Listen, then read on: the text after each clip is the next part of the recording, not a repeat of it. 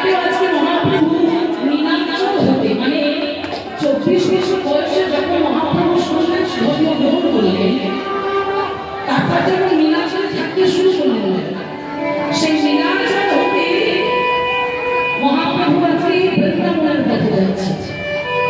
ভক্তগণকে সঙ্গে করে নিয়ে নদিয়ার আলো করে বৃন্দাবনের দিকে যাচ্ছেন। একটা কিন্তু সমস্ত ভক্তকে একত্রিত মনের আনন্দে নৃত্য করতে ভগবানের নামে উনি বলা সচ্চিদানন্দ প্রভু। সচ্চিদানন্দ প্রভুর অর্থ কি?